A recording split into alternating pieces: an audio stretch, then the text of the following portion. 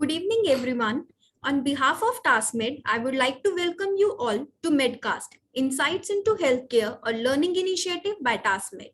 Today, it's a great pleasure to have with us Dr. Sadbir Singh, who is a consultant cardiologist at BLK Super Speciality Hospital, New Delhi. We welcome you, sir. Sir, we look forward to hear from you on today's topic of discussion, Mexalidine, an unexplored antiarrhythmic drug. Over to you, Dr. Singh. Hi, good evening, everybody. So today we are going to discuss a relatively old but really unexplored drug. Are my slides visible? Yes, sir. Absolutely, sir.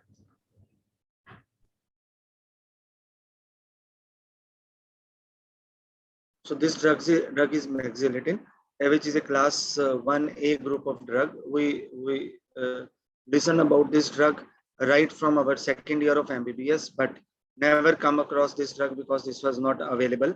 And we will discuss in scenario of a case. This is a case of a 56-year-old female with palpitation and breathlessness. ECG was showing wide QRS tachycardia. Here you can see AV dissociation.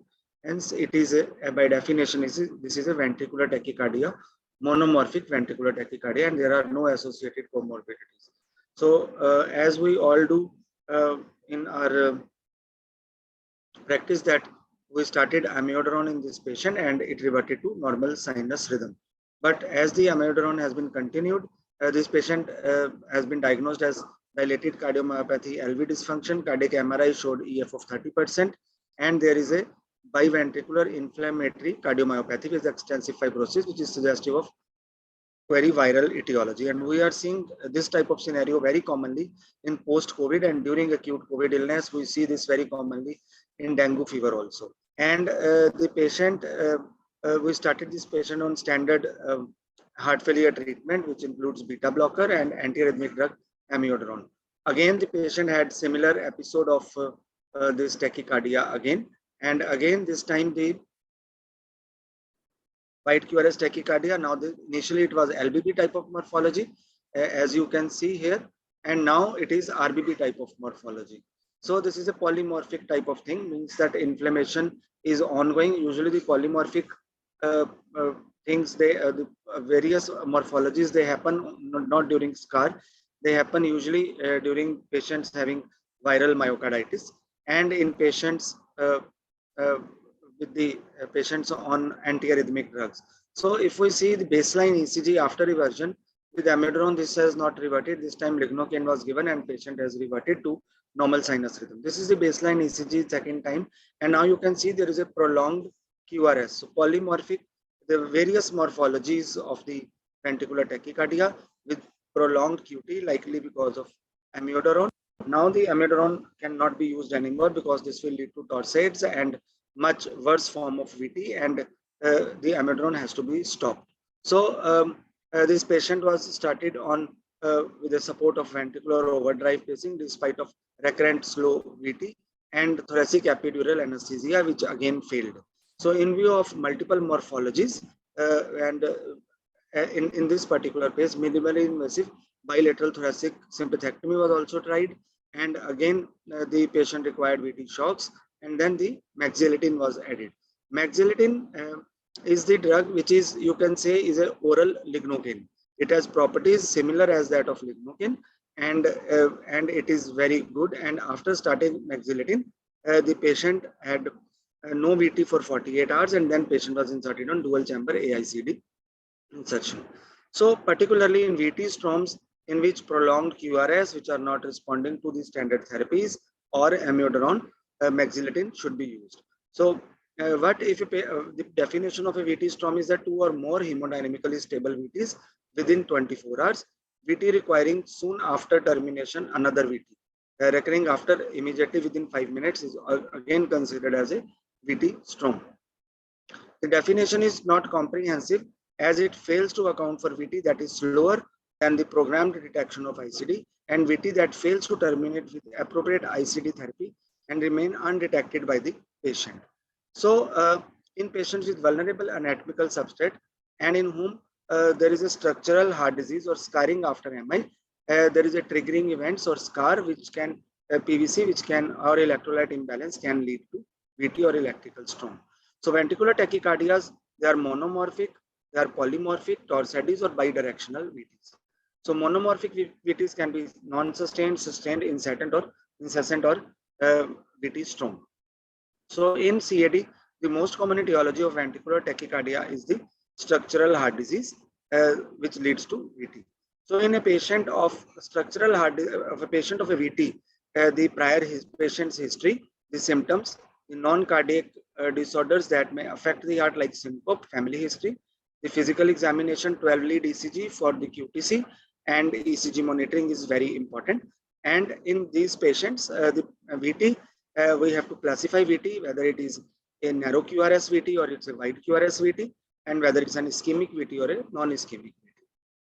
So in the medical therapy, antiarrhythmic drugs are very important, followed by ablation therapy if antiarrhythmic therapy or other measures like the thoracic sympathectomy are not successful. So the management strategies for the VT storm are correction of reversible cause, early pharmacological sympathetic blockage, deep sedation, antiarrhythmic drugs, reprogramming of ICD to minimize shock, neuroaxial modulation, and catheter ablation. So among the various drugs, the antiarrhythmic drugs, they are the first line of the therapy and they are inexpensive, but there are adverse effects also.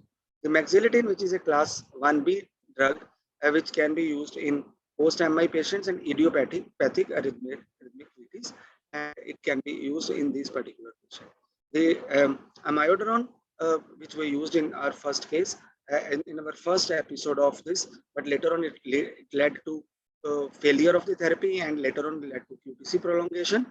So it was not the drug of choice in our particular case as the patient responded to lignocaine, but lignocaine cannot be used long term because it is to be given IV and there is a very common lignocaine associated psychosis in patients. So the drug mexiletine is a very good alternative in these particular patients with almost all the properties as that of the lignocaine for the therapeutic purposes.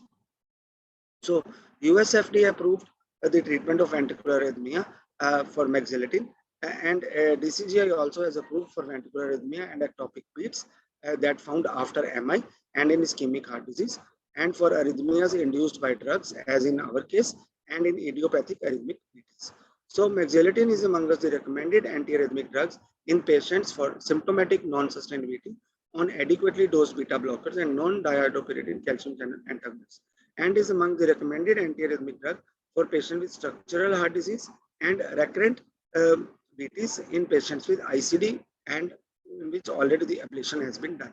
So in particular, what the lignocaine or mexiletine does is that it inhibits the inward sodium current during the phase 0 and thus it improves the ERP to APD ratio, that is the effective refractory period versus action potential duration ratio. So mexiletine is an oral congener of lignocaine, and it in a patient with normal conduction, it has a minimal effect either on the SA node or AV node or for the QRS prolongation. However, in patient with pre-existing conditions, conduction defects, it causes depression of sinus rhythm, prolongation of sinus node recovery, and decreases the conduction velocity and increases the ERP of intraventricular conduction system. So among all the antiarrhythmic drugs, if you see, the mexiletine is the drug which doesn't affect the AV node or doesn't affect the SA node. There is no effect on the PR interval or on the QT interval. So it is one of the safest antiarrhythmic drug in itself. So there are no significant hemodynamic effects. It is no significant negative inotropic effects, and blood pressure and pulse rates are essentially normal. So mexiletine is well absorbed from the GI tract and peak blood level reaches between 2 to 3 hours. The dosages of mexiletine is very important, that in patients who require immediate effect, in 400 milligram loading is to be given, and then 200 milligram every 8 hourly for rapid control of treatment. Minimum 2 to 3 days between the dose adjustments are required, and the dose may be adjusted 50 to 100 milligram increment every up and down. So the loading of 400 milligram in which the rapid control is required, followed by 200 milligram 8 hourly, and continue as per chronic treatment. Whereas in patients, the rapid control is not essential. Start with 200 milligram 8 hourly, then increase to 300 or 400 milligram every 8 hourly. So the contraindications are cardiogenic shock, pre-existing second degree AV block or third degree AV block if the patient is not on pacemaker. So adverse effects are lightheadedness, upper GI distress, tremors, and coordination effects. So in summary, mexiletine is an antiarrhythmic drug which is indicated in sustained ventricular arrhythmia, and it has a moderate potency. Oral drug in itself, antiarrhythmic drug with no QT prolongation, is something very good. It is safe in LV dysfunction and reversible and no lethal adverse effects. The class 2 recommendation for the management of ventricular tachycardia and can be used an add-on drug to amiodarone, sotalol, or beta blockers, and even in patients on ICD. The management of ventricular tachycardia involves 3 major modalities of treatment, and the treatment of VT can be a challenge, as we have seen in this particular patient. And in these patients, the ICD cannot be put in because of the ongoing VT storm. And however, the ICD can be used only in patients in which there is no VT storm is going on. Catheter ablation, though, can be considered, but being has a limited efficacy. On top of catheter ablation, it has a role, and medical therapies are acceptable for minimally symptomatic idiopathic VTs and low risk subgroups of polymorphic VTs. Thanks a lot for your patient here.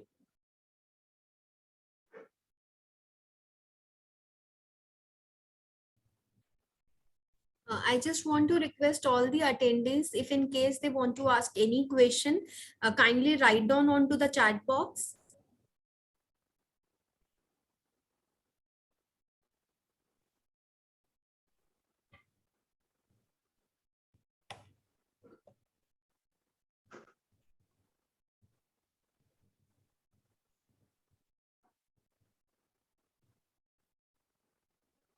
I think because everybody is well versed with the lignocaine, and lignocaine has been used left and right, and just by telling that it's an oral form of lignocaine only, practically there may not be any questions. Yeah, I feel so, sir. And it was so nicely explained by you also. So I feel everyone has understood. So if there is no question, can I close down the session, sir?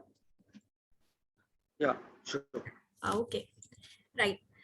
So thank you, Dr. Satbir, for joining with us today. It was really an insightful discussion for us as well as for our listeners.